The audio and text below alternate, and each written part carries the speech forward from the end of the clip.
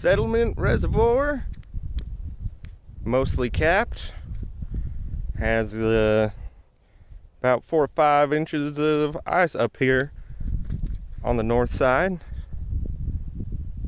I guess I'll drag my pole down, see if I can find me a fish. Well, they're biting light as fuck, but they're biting. I just too slow. Too slow for these damn trout at Settlement.